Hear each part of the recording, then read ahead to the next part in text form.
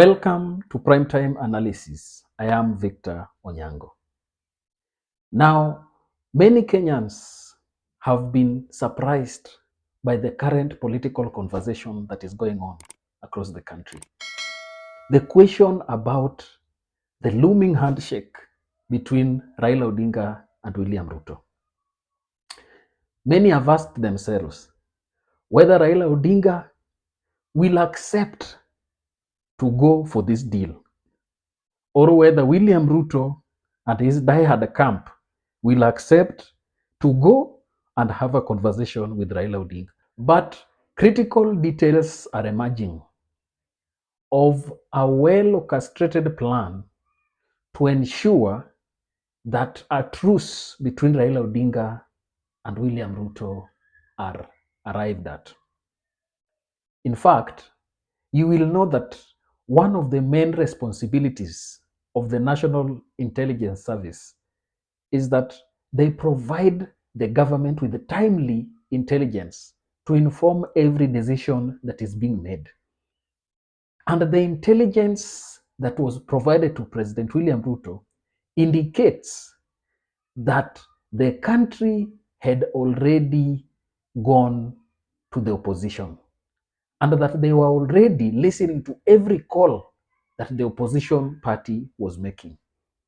And this is why they proposed to the government that the only way to ensure that they calm these people is to bring a truce between Raila Odinga and William Ruto. And as you know, many people in the camp of Kenya Kwanza are opposed to any idea that Raila Odinga can be allowed to meet and discuss anything with William Ruto. And that is why you hear they proposed a bipartisan way of communication where ODM and Azimio group come and UDA and the Kenya Kwanza group come so that they have their selected members to talk. As we know, the bipartisan agenda collapsed. And if you listen to yesterday, the Azimio side said, we are not going to have any dialogue between us and the Kenya Kwanza Select Committee. That is in response to the Morugara team, where they were saying that now let us come together again and we are going to talk about the issue of IBC.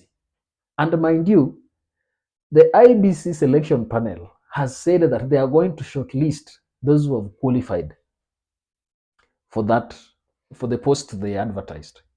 So if bipartisan team is telling you that come, let us discuss, what are you going to discuss? Yet the selection team is already proceeding. The only thing that can halt the entire process is a bipartisan engagement where the top leadership of the two coalitions come together to ensure that they have an agreement on how to go ahead. But if you remember the intelligence that Nurdin Haji and his team have been giving Kenya Kwanza, remember the meeting that Kenya Kwanza had at State House. It was revealed that some members of parliament and members of the Kenya Kwanza regime were opposed, were castigating Nurdin Haji. And in fact, some even proposed that they could bring an impeachment motion so that he gets removed from his position. And remember, Nurdin Haji has not even taken 4 months in office. My only question about this is that if you listen to Kenya Kwanza, some of the MPs were saying that let us remove Nurdin Haji from office because he's giving us wrong information and wrong ideas. But then, when you ask Kenya Kwanza MPs to deliver and ask them that bring the cost of living down, they will tell you that give us time. So that is a contradiction that anybody sees there. But going back to the issue of the NIS, they gave the president the information that the ground is speaking different language. And if you do not respond quickly, your term might end up having serious problems. And that is why you realize President William Ruto took it upon himself to walk across the country.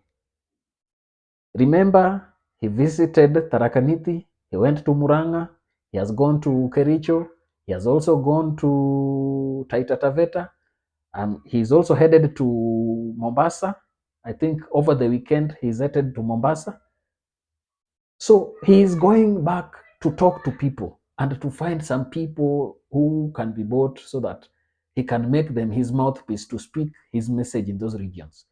But the message that NIS is giving him is that you must find a way and a direct solution to this problem. And that is why you realize President himself called for a mediator from outside, Samia Hassan Suluhu, President of Tanzania. It is him who called him, as revealed by Raila Odinga. You remember he has called him, then leaves him there, Kwamata, and not give any attention to what he wanted to be addressed. So, for me, I think we must tread carefully and listen to how these people are going to solve this challenge that we have. But the message that arrived and reached the president is that the country has gone to the opposition. And if you want to gain it back, find a way of making a truce. But somebody was asking me this question. What if William Ruto convinces Raila and then Raila gets a position like he had in the handshake regime, and then Raila forgets everything? I must say and I must respond to that here in this video. And I'll tell you that Raila Odinga is aware and he knows how handshake tarnished his political capital. And I know he will not accept any deal that is pushing him ahead alone. And that is why you remember, even if he went to Samia Suluhu, he had a team with him. One person who has revealed himself is Otiende Amolo, his lawyer.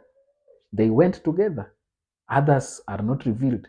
You remember even the meeting that Kalonzo was having. He was having with the envoys. This time round, he's trying to include everybody in this discussion. And therefore, it is not going to only be a discussion between Raila Odinga and William Ruto alone. And I know, and they know it, they are not going to compromise this discussion this time round. They will ensure that any discussion and any issue and any form of dialogue is centered upon what Kenyans want. Because if Raila Odinga by any means tries to get into a deal that will not only give him favors but not Kenyans, I don't know where he will be, because he has been a darling of the people. And this time around, when people will rebel, even him will not be spared. So that is something that they must work through and ensure that it gets a great solution immediately. But then again, you ask yourself whether the Kenya Kwanza regime and his dyads will accept to embrace that kind of a thing. Let's wait and see how things will turn out and how Raila Odinga and his team will respond to the challenges that Kenyans are going through, especially when it comes to finding a solution. But one of my opinion is that finding a solution with this government must be made in public. The reason why I want that to be done, as we know, President William Ruto has given thousands upon thousands of promises, and very few have been fulfilled. You might be surprised when he will come out and say, this is what we agreed, and he will disown opposition again. Look at how bipartisan went. It was just a thing of buying time, and then discrediting it. And even how they talk outside it. They castigate that team and say, sisi hakuna kitu tunaweza sema na Raila, aende aongee kwa bunge kule. Such kind of talks. So from that experience, I believe Raila Odinga is going to make a wise decision and they are going to sort out these issues. But I pray and I pray and I pray again. Let this be about the common man, because ikijaribu kuenda kivingine, Wakenya hawatasamehea hawa viongozi wote. I don't know how you think, I don't know how your opinion is, but that's all I think. I think Raila Odinga and his team, they should utilize the information from the intelligence and use it to make Kenya go ahead and remain peaceful. That's my take. I don't know how you think and what you are thinking about this issue.